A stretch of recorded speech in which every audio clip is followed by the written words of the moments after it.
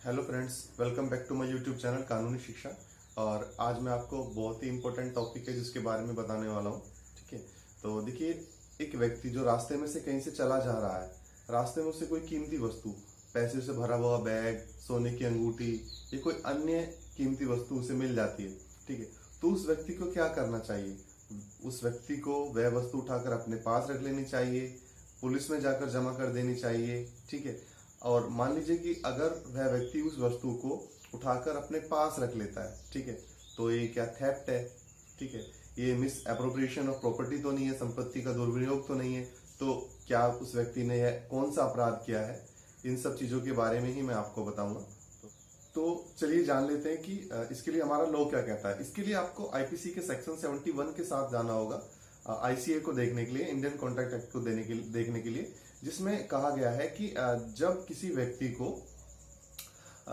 बिना किसी के पोजीशन से, मतलब बिना किसी के कब्जे से कोई वस्तु मिलती है, ठीक है, तो उसमें कहीं भी नहीं लिखा गया है कि वह वस्तु पुलिस को जाकर दे देनी चाहिए। ठीक है, हाँ, जिम्मेदार नागरिक होने के लिए आप ऐसा कर सकते हैं कि आप उस वस्तु को उठाकर पुलिस में जमा कर दें। हाँ, ऐसा मानकर चलते हैं कि पुलिस क्या करेगी, उस वस्तु को अपने पास रखेगी और जिसकी वो संपत्ति है उसको ढूंढेगी और उस व्यक्ति को लौटा देगी। पुलिस ईमानदार है।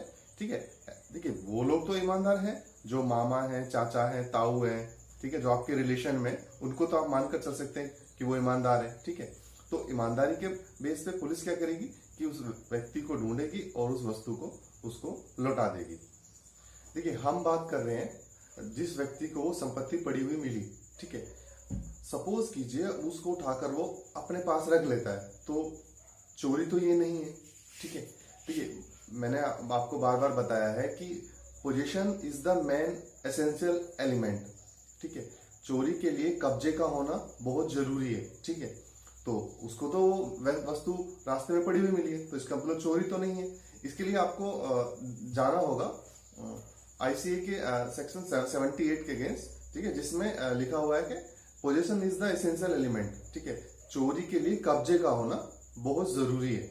ठीक है, अब देखिए, दूसरी चीज ये आती है कि क्या वह व्यक्ति उस वस्तु को, उस वस्तु के जो उसका ऑनर है उसको ढूंढने के लिए उसको क्या करना चाहिए। ठीक है, अब वह व्यक्ति अगर उस व्यक्ति को ढूंढना चाहता है जिसकी वह सच में संपत्ति है, तो उसके लिए उस संपत्ति का 2/3 मतलब 60% खर्च भी कर सकता है।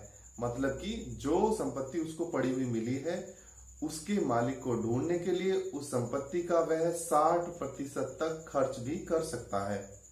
उसके बाद वह उस संपत्ति को अपने पास यूज करने के लिए रख सकता है। मतलब कि अगर वह व्यक्ति नहीं मिलता है जिसकी वह वास्तविक संपत्ति है, तो वह व्यक्ति जिसको यह संपत्ति पड़ी हुई मिली है, उसके बाद उसको अपने प्रयोग में ले सकता है।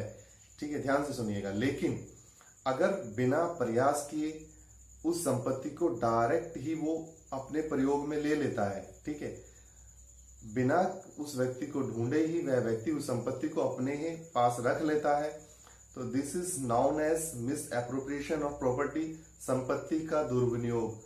आईपीसी के सेक्शन 403 में ये लिखा गया है। ठीक है, जिसमें मैं आपको डिटेल में बताता हूं, तो चलिए सेक्शन को रीड आउट कर लेते हैं। However dishonestly misappropriates or converts to his own use any movable property shall be punished with imprisonment of either description for a term which may extend to 2 years or with fine or with both।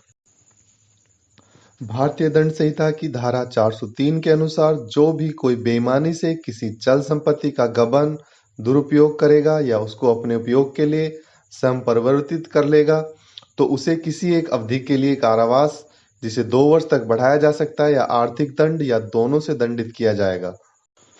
मतलब कि IPC के section 403 के अनुसार अगर आपके खिलाफ अपराध साबित हो जाता है, तो आपको 2 वर्ष के कारावास से दंडित किया जा सकता है, या आर्थिक दंड से, या दोनों से दंडित किया जा सकता है। देखिए, रास्ते में जब कोई संपत्ति किसी व्यक्ति को मिलती है, तो उसको उठाना नहीं है, ऐसा कहीं भी नहीं लिखा हुआ है। देखिए रास्ते में जो कोई संपत्ति मिलेगी तो उसको उठाएंगे ही ना भैया।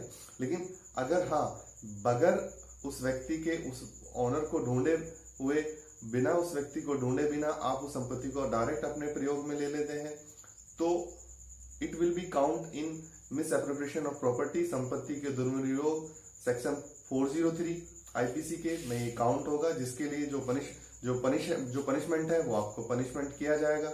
ठीक है, तो उम्मीद करता हूं आपको ये कॉन्सेप्ट क्लियर हुआ होगा। अभी के लिए इतना ही। वीडियो को लाइक कीजिए एंड शेयर कीजिए और चैनल को सब्सक्राइब कीजिए। Thank you, bye bye.